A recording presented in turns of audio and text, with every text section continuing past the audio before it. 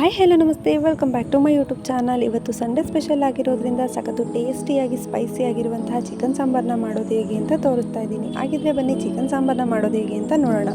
ಅದಕ್ಕಿಂತ ಮುಂಚೆ ನಮ್ಮ ಚಾನಲ್ನ ಯಾರಾದರೂ ಸಬ್ಸ್ಕ್ರೈಬ್ ಆಗಿಲ್ಲ ಅಂದರೆ ದಯವಿಟ್ಟು ಸಬ್ಸ್ಕ್ರೈಬ್ ಮಾಡ್ಕೊಳ್ಳಿ. ಒಬ್ಬರು ಮನೆಯಲ್ಲಿ ಒಂದೊಂದು ರೀತಿಯಾಗಿ ಚಿಕನ್ ಸಾಂಬಾರನ್ನ ಮಾಡ್ತಾರೆ. ಇದು ನಮ್ಮ ಮನೆಯಲ್ಲಿ ಮಾಡುವಂಥ ಚಿಕನ್ ಸಾಂಬಾರು. ಹಾಗಾಗಿನೇ ಇದಕ್ಕೆ 2 ರೀತಿಯಾದಂಥ ಮಸಾಲೆನ ರುಬ್ಬಿಟ್ಕೊಳ್ಬೇಕಾಗುತ್ತೆ. ಮೊದಲಿಗೆ ನಾನು 1.5 kg ಚಿಕನ್ನ ನೀಟಾಗಿ ವಾಶ್ ಮಾಡಿ ಎತ್ತಿಟ್ಕೊಂಡಿದ್ದೀನಿ. ಅದಕ್ಕೆ ಇನ್ನು ಮಸಾಲೆಗೆ ಬಂದು ಒಂದು 4 ರಿಂದ 5 ದಪ್ಪ ಈರುಳ್ಳಿನ ಹೆಚ್ಚಿಟ್ಕೊಂಡಿದ್ದೀನಿ. ಅದನ್ನು ನೀಟಾಗಿ ಫ್ರೈ ಮಾಡ್ಕೊಳ್ಬೇಕಾಗುತ್ತೆ.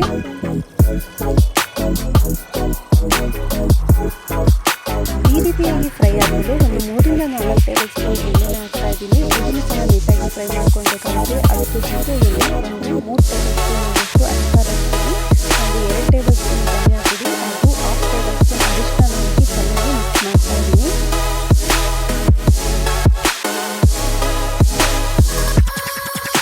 ಈ ರೀತಿಯಾಗಿ ಮಿಕ್ಸ್ ಮಾಡ್ಕೊಂಡಾದ್ಮೇಲೆ ಒಂದು ಲೋಟ ನೀರನ್ನು ಕ್ಲೀನಾಗಿ ಮಿಕ್ಸ್ ಮಾಡಿಕೊಂಡು ಸ್ವಲ್ಪ ಕುದಿಸ್ಕೊಳ್ಬೇಕಾಗುತ್ತೆ.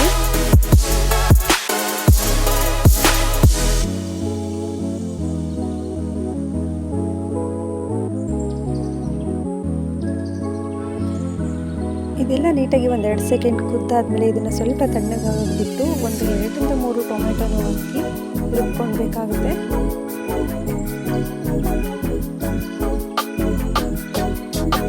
ಇನ್ನು ಕಾಯಿ ಮಸಾಲೆಗೆ ಅಂತ ಬಂದರೆ 1 ಕಪ್ ಆಗೋಷ್ಟು ಕಾಯಿ ತುರಿನ ತೊಗೊಂಡಿದ್ದೀನಿ. ಒಂದು 5 ರಿಂದ 6 ಟೇಬಲ್ ಸ್ಪೂನ್ ಕಡಲೆನ ತೊಗೊಂಡಿದ್ದೀನಿ. ಒಂದು 7 ರಿಂದ 8 ಲವಂಗ ಹಾಗೂ ಸ್ವಲ್ಪ ಕೊತ್ತಂಬರಿ ಸೊಪ್ಪು, ಒಂದು 2 ಇಂಚಷ್ಟು ಶುಂಠಿ, ಸ್ವಲ್ಪ ಬೆಳ್ಳುಳ್ಳಿನ ತೊಗೊಂಡಿದ್ದೀನಿ. ನಾನು ಸ್ವಲ್ಪ ಮಸಾಲೆನ ಜಾಸ್ತಿನೇ ಹಾಕಿದ್ದೀನಿ, ಯಾಕೆಂದರೆ ನಾವು ಜಾಸ್ತಿ ಜನ ಇರೋದ್ರಿಂದ ಇದನ್ನೆಲ್ಲ ನೀಟಾಗಿ ರುಬ್ಬಿಟ್ಕೊಳ್ಬೇಕು.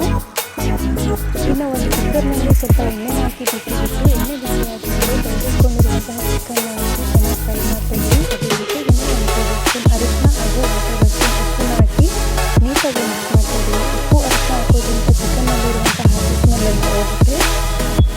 ನೋಡಿ, ನೀಟಾಗಿ ಫ್ರೈ ಮಾಡ್ಕೊಂಡಿದ್ದೀನಿ. ಈಗ ರುಬ್ಬಿಕೊಂಡಿರುವಂತಹ ಈರುಳ್ಳಿ ಮಸಾಲೆ ಏನಿದೆ ಅದನ್ನು ಸಹ ಸೇರಿಸಿ ಕ್ಲೀನಾಗಿ ಮಿಕ್ಸ್ ಮಾಡಿ ಒಂದು ಕುದಿ ಆದಷ್ಟು ಕುದಿಸ್ಕೊಳ್ತೀನಿ. ಒಂದು ಕುದಿ ಬಂದಾದಮೇಲೆ ಇನ್ನು ಕಾಯಿ ಮಸಾಲೆ ಏನಿದೆ ಅದನ್ನು ಸಹ ಸೇರಿಸಿಕೊಂಡು ಮಿಕ್ಸ್ ಮಾಡ್ಕೊಳ್ಬೇಕಾಗುತ್ತೆ. ಇಷ್ಟು ಮಸಾಲೆ ಹಾಕಿ ಬೇಯಿಸೋದ್ರಿಂದ ಚಿಕನ್ ಅರ್ಧಕ್ಕರ್ಧ ಮೊದಲೇ ಬೆಂದೋಗ್ಬಿಟ್ಟಿರುತ್ತೆ. ಇದ್ರ ಜೊತೆಗೆ ಈಗ ಸ್ವಲ್ಪ ಟೇಸ್ಟಿಗೆ ಎಷ್ಟು ಬೇಕೋ ಅಷ್ಟು ಸಾಲ್ಟನ್ನು ಸಹ ಸೇರಿಸ್ಕೊಳ್ತಾ ಇದ್ದೀನಿ. ಇದೆಲ್ಲ ನೀಟಾಗಿ ಮಿಕ್ಸ್ ಮಾಡ್ಕೊಂಡಾದ್ಮೇಲೆ ನನಗೆ ಸಾಂಬಾರು ಎಷ್ಟು ಬೇಕು ಅಷ್ಟು ಅಳತೆಗೆ ನೀರನ್ನು ಸಹ ಹಾಕ್ಕೊಂಡು ಕುಕ್ಕರ್ ಲಿಡ್ನ ಕ್ಲೋಸ್ ಮಾಡಿ 1 ವಿಷಲ್ನ ಹಾಕಿಸ್ಕೊಳ್ಬೇಕಾಗುತ್ತೆ.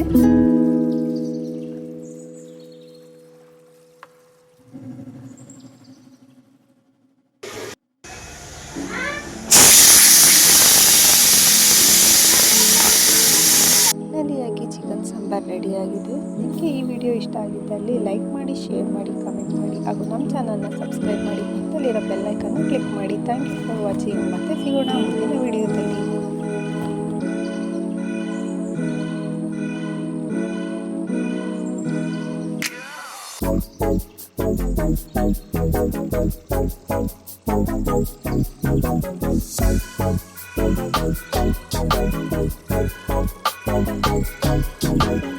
Thank you.